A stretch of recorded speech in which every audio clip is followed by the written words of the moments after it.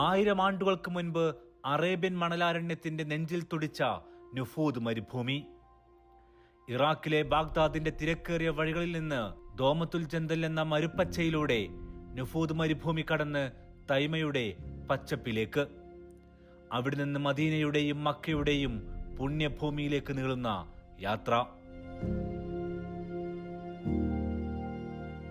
ഹജ്ജ് സംഘങ്ങളുടെയും കച്ചവടക്കാരുടെയും കാലൊച്ചകൾ ഇന്നും ചേർന്ന് കിടക്കുന്ന മണൽപാതകൾ. ഒരു കാലത്ത് വിശ്വാസത്തിന്റെയും വാണിജ്യത്തിന്റെയും ഹൃദയമിടിപ്പായിരുന്നു ഈ വഴിയിലൂടെയുള്ള യാത്ര.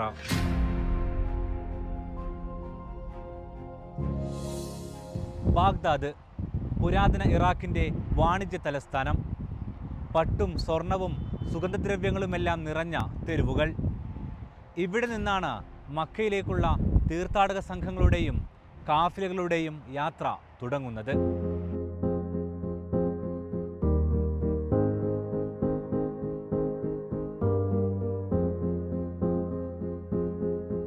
കച്ചവടക്കാർ തങ്ങളുടെ ഒട്ടക സംഘങ്ങളെ ഒരുക്കുന്നു. അവർ പുറപ്പെടുമ്പോൾ ഹജ്ജിനൊരുങ്ങിയ തീർത്ഥാടകർ വിശ്വാസത്തിന്റെ തീച്ചൂടിൽ മക്കയിലേക്കുള്ള പാതയിൽ ചേരുന്നു. ആടുകളും ഒട്ടകക്കൂട്ടങ്ങളും അലയുന്ന വഴികൾ.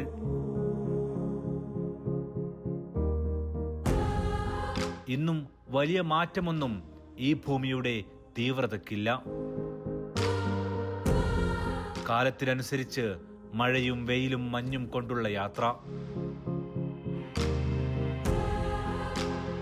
അവരുടെ ലക്ഷ്യം നുഫൂദ് മണലിന്റെ കടലിനപ്പുറത്തെ തൈമയിലേക്കാണ്, അവിടെ നിന്ന് മദീനയിലേക്കും.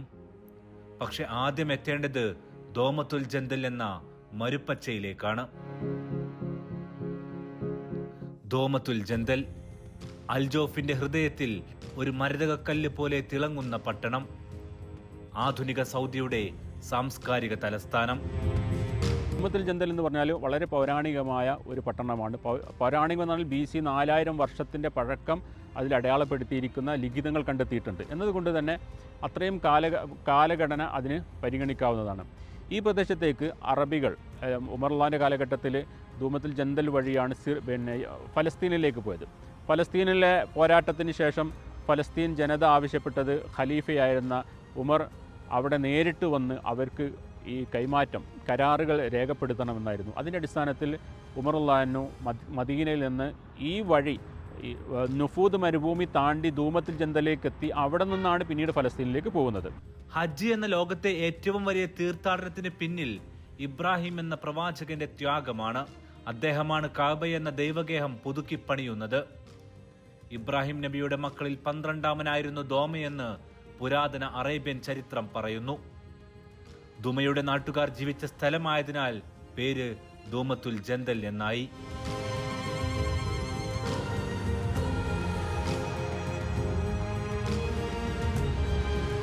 ഒരു കാലത്ത് ഇവിടം ജലത്തിന്റെയും ജീവന്റെയും ആശ്രയമായിരുന്നു. മരുഭൂമിയുടെ വരണ്ട ചൂടിൽ ദോമയുടെ തണുത്ത വെള്ളവും പച്ചപ്പും യാത്രികർക്ക് സ്വർഗമായി. ഇവിടെ വിശ്രമിച്ചായിരുന്നു തുടർ യാത്ര. ദോമത്തുൽ ജന്തൽ എന്ന് പറയുന്നത് ഏറ്റവും അധികം വെള്ളം സുലഭമായ പ്രദേശമാണ്. അത് മലയാണെങ്കിൽ പോലും ആ മലക്ക് മുകളിൽ പോലും വെള്ളം ഉണ്ടായിരുന്ന സ്ഥലമാണ്. ഏകദേശം 1000 ഉറവകളും 1000 കിണറുകളും അവിടെ ഉണ്ടായിരുന്നു എന്നാണ് ചരിത്രം രേഖപ്പെടുത്തിയിരിക്കുന്നത്. അത്രയും സുഭിക്ഷമായ വെള്ളമുള്ള പ്രദേശം എന്ന നിലക്ക് ബാഗ്ദാദിൽ നിന്ന് വരുന്ന വഴിയാണെങ്കിലും അതുപോലെ തന്നെ സൗദി അറേബ്യയുടെ മധ്യഭാഗത്ത് നിന്ന് അങ്ങോട്ട് വടക്കോട്ട് സഞ്ചരിക്കുക ആണെങ്കിലും ശരി, സിറിയയിൽ നിന്ന് വരുന്ന വഴിയാണെങ്കിലും ശരി, ഫലസ്തീനിൽ നിന്ന് വരുന്ന വഴിയാണെങ്കിലും ശരി, അതുപോലെ ജോർദാനിലേക്ക് സ്ഥലമാണെങ്കിലും ഒക്കെ ശരി, ഈ ദോമത്തുൽ ജന്തൽ വളരെ പ്രധാനപ്പെട്ട ഒരു പ്രദേശമായിരുന്നു. വളരെ പൗരാണികമായി തന്നെ അവിടെ ജനങ്ങൾ വസിക്കുകയും അവിടെ കച്ചവടം നടത്തുകയും അങ്ങനെ വ്യാപാര ബന്ധങ്ങളും അതുപോലെ കൃഷിയും അങ്ങനെ ജനവാസമുള്ള പ്രദേശമായിരുന്നു ദോമത്തുൽ ജന്തൽ. ഇന്ന് ഹജ്ജിനെ പറ്റി പറയുമ്പോൾ വളരെ സുഖമാണ്. കുറച്ച് മിനയിലേക്കും മുസ്ദലിഫയിലേക്കും അറഫയിലേക്കും ഹറം ചുറ്റുപറ്റിക്കൊണ്ടുള്ള ഒരു 10-20 കിലോമീറ്റർ നടക്കുമ്പോൾ തന്നെ നമ്മിൽ പലരും ക്ഷീണിക്കുകയും ഹജ്ജിൻ്റെ ത്യാഗം വളരെ വലുതാണെന്നല്ലോ എന്ന് ചിന്തിക്കുന്നവരുണ്ട്. എന്നാൽ ഇബ്രാഹിം നബി അലൈഹി സ്വലാത്തു വസ്സലാമിൻ്റെ ഹജ്ജ്, പ്രവാചകന്മാരുടെ ഹജ്ജ് കിലോമീറ്ററുകളുള്ളൂ. എന്ന് വെച്ചാൽ ഈ ഒരു മരുഭൂമിയിലൂടെ സഞ്ചരിച്ച് ഒരു വഴിയിലേക്ക് എത്തണമെങ്കിൽ തൈമയും ദൗമയും കണക്ട് ചെയ്യുന്ന നുഫൂദ് മരുഭൂമിയിലൂടെ ഹജ്ജ് യാത്രക്ക് വെറും മരുഭൂമിയിൽ മാത്രം സഞ്ചരിക്കാൻ അവർക്ക് 600-ലേറെ കിലോമീറ്ററുകൾ ഉണ്ടായിട്ടും ഒരു കടമ്പ കടക്കാൻ വേണ്ടി 600-ലേറെ കിലോമീറ്റർ ഉണ്ട്. ഇവിടെ അന്നും ഇന്നും ഒരു കോട്ട ഉയർന്നു നിൽക്കുന്നു. മാരിദ് കല്ലിൻ്റെ ഉറപ്പിൽ ശത്രുക്കളെ വെല്ലുവിളിച്ച് 1000 ആണ്ടുകൾക്ക് മുൻപ് നബാറ്റിയൻ, റോമൻ, പാൽമിറ സാമ്രാജ്യങ്ങൾ ഈ മണ്ണിന് വേണ്ടി പോരാടി. പാൽമിറയിലെ രാജ്ഞി സെനോബിയ ഈ കോട്ടയെ കീഴടക്കാൻ ശ്രമിച്ചെങ്കിലും മാരിദിന്റെ ചെറുത്തുനിൽപ്പിന് മുൻപിൽ പരാജയപ്പെട്ടു. തമറദ് മാരിദി എന്നവർ അരിശത്തോടെ വിളിച്ചു. അന്നു മുതൽ കീഴടക്കാൻ കഴിയാത്തവയുടെ പര്യായമായി തമറദ് എന്ന പദം മാറി. ഇന്നും അൽജോഫിലെ ദോമയിൽ ഈ കോട്ട ഇതുപോലെ ഉയർന്നു നിൽക്കുന്നു. രാവിൽ അതിന്റെ നിറവും രൂപവും മാറും.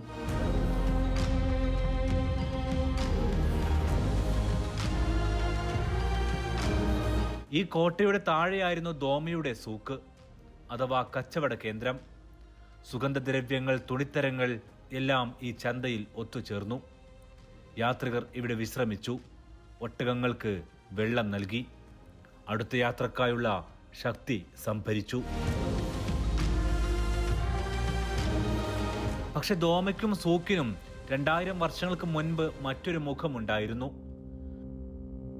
പുരാതന വിശ്വാസങ്ങളുടെ നിഴലിൽ മാരിദ് കോട്ടയ്ക്കരികിൽ മൃഗങ്ങളും മനുഷ്യരും ഒരുപോലെ ബലിയറുക്കപ്പെട്ടു.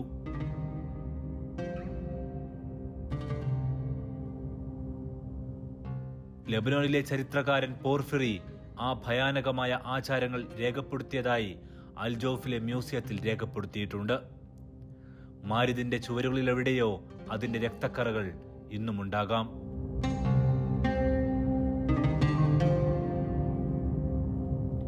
ഇസ്ലാമിന്റെ വരവോടെ ദോമയുടെ വഴികൾ കൂടുതൽ സജീവമായി.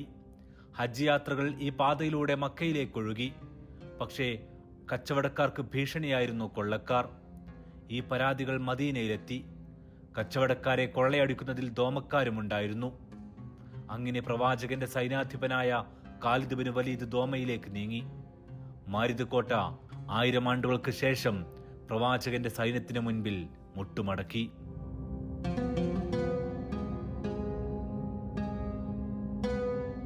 അതിനുശേഷം ലോകത്തിലെ ആദ്യ മിനാരമുള്ള പള്ളി ദോമയിൽ ഉയർന്നു. ഇവിടെയുള്ള ഉമർ പള്ളിയിൽ പ്രവാചകൻ ഇബ്രാഹിം നബിയുടെ ത്യാഗത്തിന്റെ കഥകളും പേറി അദ്ദേഹത്തിന്റെ മകന്റെ നാട്ടിൽ വിശ്രമിച്ച് വിശ്വാസികൾ പിന്നീട് പ്രവേശിക്കുന്നത് നുഫൂദിലേക്കാണ്. ധൂമത്തുൽ ജന്തലിൽ ഉമർലാൻ പണി കഴിപ്പിച്ച ഒരു പള്ളി ഇന്നും അതേ രൂപത്തിൽ തന്നെ നിലനിർത്തിയിട്ടുണ്ട്, നമുക്ക് കാണാൻ പറ്റും. അതുപോലെ തന്നെ പിന്നീട് ഖാലിദ് ബിൻ വലീദിന്റെ കാലഘട്ടത്തിൽ ബൈസന്തിയൻ രാജ്യവുമായുള്ള പോരാട്ടത്തിൻ്റെ ഭാഗമായിട്ട് ഈ മരുഭൂമി താണ്ടി തന്നെയാണ് ധൂമത്തുൽ ജന്തലിലേക്കും അതുപോലെ സിറിയയിലേക്കും ഫലസ്തീനിലേക്കും ഒക്കെ പോകുന്നത്. അപ്പം മക്കയിൽ നിന്നും മദീനയിൽ നിന്നും ഹായിൽ വഴി സിറിയയിലേക്ക് പോകണമെങ്കിൽ യഥാർത്ഥത്തിൽ ഈ മരുഭൂമി താണ്ടി തന്നെയാണ് പോകേണ്ടത്. മരുഭൂമി എന്ന് പറയുമ്പോൾ നേരത്തെ പറഞ്ഞതുപോലെ തന്നെ മണൽക്കാടാണ്. മഹാസമുദ്രം പോലെ വിശാലമായ ആ മണൽക്കാട് താണ്ടി, ആ മരുഭൂമി താണ്ടിയിട്ടാണ് ഇവർ യാത്ര ചെയ്തിരുന്നത്.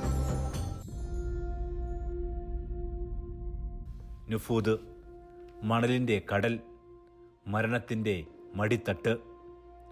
100,000-ലേറെ ചതുരശ്ര കിലോമീറ്റർ വിസ്തൃതി, 150 മീറ്റർ വരെ ഉയർന്നു നിൽക്കുന്ന മണൽ കൂനകൾ, വരണ്ട കാറ്റും വല്ലപ്പോഴും മാത്രമുള്ള മഴയും, ചൂടിനും തണുപ്പിനും ഒരുപോലെ തീവ്രത. യാത്രയിലൊന്ന് വഴി തെന്നിയാൽ മണൽ മൂടിയിടുന്ന മയ്യത്തുകൾ നുഫൂദിൽ ഈ അടുത്ത കാലം വരെ കുപ്രസിദ്ധമാണ്. നുഫൂദ് മരുഭൂമിയിലേക്ക് അങ്ങോട്ടും ഇങ്ങോട്ടും ആധുനിക കാലഘട്ടത്തിൽ വളരെ വിശാലമായ ഹൈവേകൾ ഉണ്ടാക്കിയിട്ടുണ്ട്. ഈ ഹൈവേകൾ ഉണ്ടാക്കിയിട്ടുണ്ടെങ്കിൽ പോലും യാത്രക്കാർ ശ്രദ്ധിക്കേണ്ടതെന്ന് വെച്ചാൽ അതിനിടയിൽ മറ്റുള്ള സൗകര്യങ്ങളൊന്നുമില്ല. ഇതിനിടയിൽ അപകടം സംഭവിച്ചു കഴിഞ്ഞാൽ, അതിൻ്റെ താഴെ ഗർത്തത്തിലേക്ക് പോയി കഴിഞ്ഞാൽ, മണൽക്കാട്ടിലേക്ക് വീണ് കഴിഞ്ഞാൽ ഒരിക്കലും രക്ഷപ്പെടുത്താൻ പറ്റാതെ അല്ലെങ്കിൽ ആരാലും ശ്രദ്ധിക്കപ്പെടാതെ പോകുന്ന അവസ്ഥകളുണ്ടാവും. ഇതിൻ്റെ ഇറങ്ങി നടക്കുന്ന മനുഷ്യൻ ഇത് ചെറിയ മരുഭൂമിയല്ലേ എന്ന് വിചാരിച്ച് നടന്നു കഴിഞ്ഞാൽ പിന്നീട് ലക്ഷ്യത്തിലേക്ക് തിരിച്ചെത്താൻ പറ്റാതെ അയാൾ അവസാനിക്കും.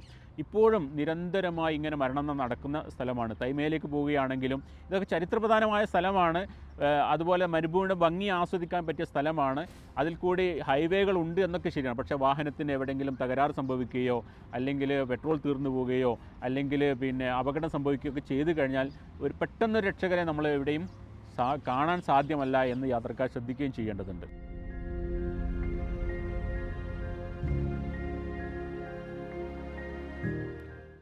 ഈ മണൽക്കടലിലൂടെയാണ് ഹജ്ജ് സംഘങ്ങൾ യാത്ര ചെയ്തത്. പ്രവാചകന്മാരുടെ കാലം മുതലേ അതായിരുന്നു രീതി. അതുമാത്രമായിരുന്നു വഴി. ഒട്ടകപ്പുറത്ത് വെള്ളത്തിന്റെ തോൽപാത്രങ്ങളും ഉണക്കക്കാരക്കകളും ശേഖരിച്ചുള്ള യാത്ര. ജോർദാനെയും ഇറാഖിനെയും എല്ലാം ബന്ധിപ്പിക്കുന്ന വിശാലമായ മരുഭൂമി ആയതുകൊണ്ട് മഹാനായ ഇബ്രാഹിം നബി അലൈഹി സ്വലാത്തു വസ്സലാം, മൂസാ നബി അലൈഹി സ്വലാത്തു വസ്സലാം, ഈസാ നബി അലൈഹി സ്വലാത്തു വസ്സലാം എല്ലാ അമ്പിയാക്കളും വന്ന വഴി, അമ്പിയാക്കളെല്ലാം ഹജ്ജ് ചെയ്തവരാണല്ലോ, അവരെല്ലാം വരാൻ വേണ്ടി ഉപയോഗിച്ചിരുന്നതും തിരഞ്ഞെടുത്തതും ഈ വഴിയാണ്. വളരെ ദുർഘടമായ വഴിയിലൂടെ കടന്നു പോകുമ്പോൾ അവർക്ക് യാത്രയിൽ പലപ്പോഴും ദിശയറിയാൻ വേണ്ടി നേരത്തെ സഞ്ചരിച്ച ഏതെങ്കിലും അറബി സംഘങ്ങളുടെ കാഫിലകളുടെ കാൽപ്പാട്, ഒട്ടകത്തിൻ്റെയോ കുതിരയുടെയോ കാൽപ്പാടുകൾ നോക്കി സഞ്ചരിച്ചിരുന്ന ആ ഒരു രീതിയായിരുന്നു അവർ സ്വീകരിച്ചു വന്നിരുന്നത്. മാത്രമല്ല ഹദീസിലൂടെ നബി സല്ലല്ലാഹു അലൈഹി വസല്ലം തങ്ങൾ പരാമർശിക്കുന്നു. സഹാബത്തിനോട് ചോദിച്ചു, നിങ്ങൾക്കറിയുമോ ഇത് ഏത് സ്ഥലത്താണ് നിങ്ങൾ നിൽക്കുന്നത്?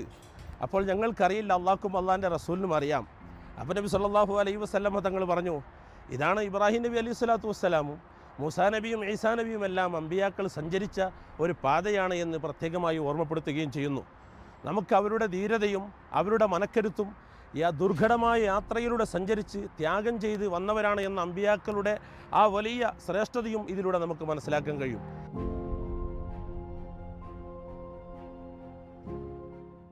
മദീനയിൽ നിന്ന് മക്കയിലേക്ക് ക്രോസ് ചെയ്യണമെങ്കിൽ 430-ലധികം കിലോമീറ്റർ അവർ പലപ്പോഴും മരുഭൂമിയിലൂടെയാണ് അവർ തിരഞ്ഞെടുത്തിരുന്നത്. അത്രയും ദുർഘടമായൊരു യാത്ര ചെയ്യുമ്പോൾ ഇബ്രാഹിം നബി അലൈഹി സ്വലാത്തു വസ്സലാമിൻ്റെ ത്യാഗം നമുക്ക് മനസ്സിലാക്കാൻ കഴിയും.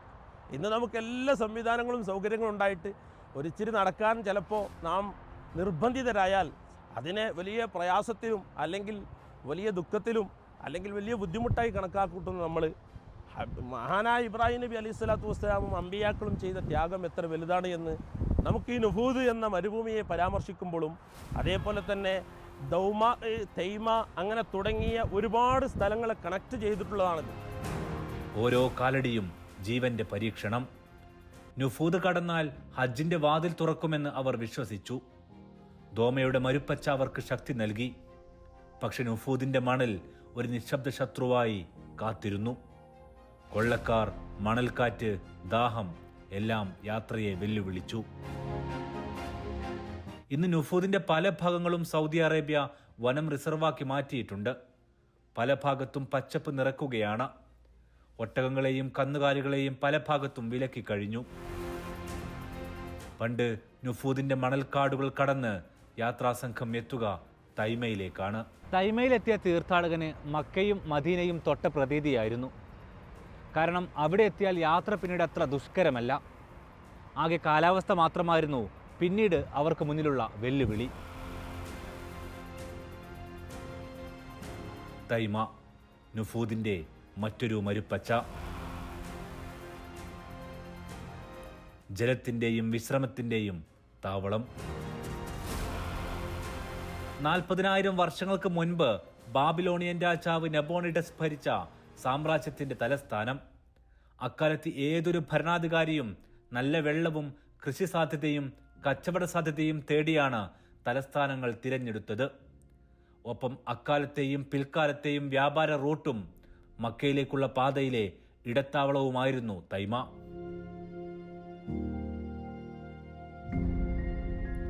തൈമ എന്ന മരുപ്പച്ച അക്കാലത്ത് പ്രസിദ്ധമാണ്.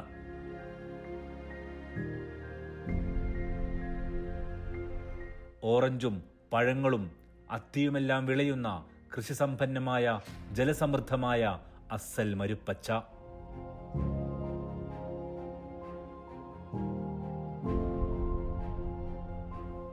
ഇന്നും തൈമയുടെ പല ഭാഗങ്ങളും ഇക്കാണും പോലെ പുരാതന ചരിത്രത്തിലേക്ക് കൂട്ടിക്കൊണ്ടുപോകും.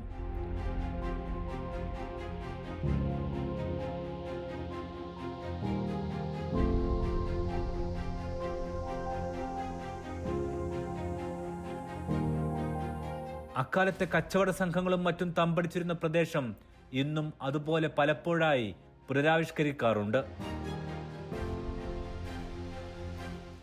ഇവിടെയുള്ള ഹദ്ദാജ് കിണറിനോട് ചേർന്നാണ് സഞ്ചാരികൾ വിശ്രമിക്കുക. മക്കയിലേക്കുള്ള പാതയിൽ അസദ് പറഞ്ഞ അതേ കിണർ.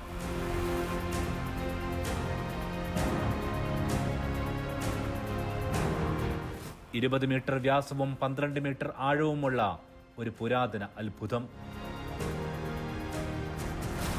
99 ഒട്ടകങ്ങൾ ഒരേ സമയം ഇവിടെ പണ്ട് വെള്ളം കോരിയിരുന്നു. അവ കനാലിലൂടെ ഗ്രാമത്തിന്റെ പല ഭാഗത്തേക്കും ഒഴുകിയെത്തും. ചുറ്റുഭാഗവും കരിങ്കല്ല് വെച്ചാണ് കിണറിനകം പടുത്തത്. 40 മരക്കപ്പികൾ ഇന്നും ഇവയിൽ കാണാം.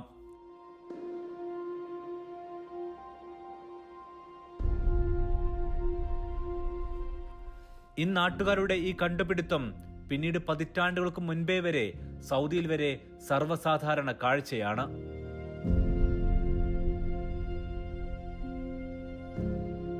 ഇസ്ലാമിന്റെ വരവോടെ ഇറാഖ്, സിറിയ എന്നിവിടങ്ങളിൽ നിന്നും മദീനയിലേക്ക് വരുന്നവരുടെ സജീവമായ ഇടത്താവളമായി തൈമ മാറി. കച്ചവട സംഘങ്ങൾ ഷാമിലേക്കും സിറിയയിലേക്കും തിരിച്ചുപോയി വരുമ്പോൾ ദൗമയിലും അതേപോലെ തന്നെ തൈമയിലും ബദറിലുമൊക്കെ ചരിത്രങ്ങൾ ബന്ധപ്പെടുത്തി കാണുന്നത് കച്ചവട സംഘങ്ങൾ ഒരുമിച്ച് കൂടുന്ന മാർക്കറ്റുകളും കച്ചവട സംഘങ്ങൾ ഒരുമിച്ച് കൂടുന്ന സ്ഥലങ്ങളുമായിരുന്നു അത്. അതുകൊണ്ടാണ് ബദർ പരാമർശിക്കുമ്പോൾ ബദറിലെ ഒരു കച്ചവട സംഘങ്ങൾ, ബദർ എന്നതിൻ്റെ പേരും കാര്യങ്ങളൊക്കെ ഈ കച്ചവട സംഘങ്ങൾ കാഫിലകൾ അവിടെ നിന്ന് മടങ്ങിപ്പോകുന്ന സ്ഥലത്തെ അവരുമായി നേരിടാൻ വേണ്ടിയിട്ടാണ് നബി സല്ലല്ലാഹു അലൈഹി വസല്ലം തങ്ങളും സ്വഹാബത്തും ബദറിലേക്ക് മദീനയിൽ നിന്ന് വന്നത്. അങ്ങനെ പരിശുദ്ധമായ മക്കയിൽ നിന്ന് തിരിച്ചു പോകുമ്പോഴും കച്ചവട സംഘങ്ങൾ പല വഴിക്കായി നീങ്ങിയിരുന്നു. ഷാമിലേക്ക് ജോർദാൻ ഭാഗത്തേക്ക് നീങ്ങുന്നവർ ബദർ വഴിയായിരുന്നു നീങ്ങിയിരുന്നത് എങ്കിലും ഇറാഖിലേക്ക് പോകുന്നവർ സൗദി അറേബ്യയിലെ അർഅർ, സക്കാക്ക പോലത്തെ സ്ഥലങ്ങളുമായി ബന്ധപ്പെട്ടുള്ള മരുഭൂമിയിലേക്കാണ് നീങ്ങിയിരുന്നത്. തൈമയിൽ നിന്ന് 3 പാതകളുണ്ട്. ഒന്ന് നേരെ തബൂക്ക് വഴി ജെറുസലേമിലേക്കും ഫലസ്തീനിലേക്കും, 2 മദീനയിലേക്കും, മറ്റൊന്ന് മക്കയിലേക്കും.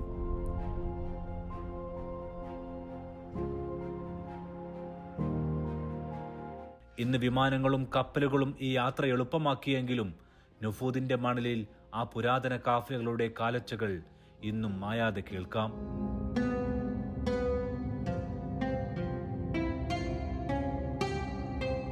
പുരാതനമായ ഈ പാത ഇന്ന് സാഹസിക യാത്രകളുടെ വേദി മാത്രമാണ്.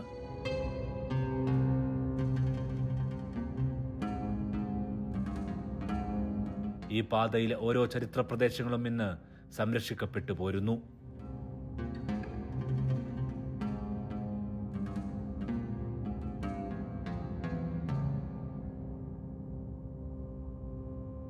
പക്ഷേ ഇന്നും എത്തുന്ന സഞ്ചാരികളെ മുഹമ്മദ് അസദിന്റെ മക്കയിലേക്കുള്ള പാതയിൽ പറയുന്ന പോലെ ഈ മരുഭൂമി നിഗൂഢതകളോടെ കാത്തിരിക്കുന്നു. ഇതുവഴി കടന്നുപോയ പ്രവാചകരുടെയും കാഫിലകളുടെയും കഥ പറഞ്ഞുകൊണ്ട്.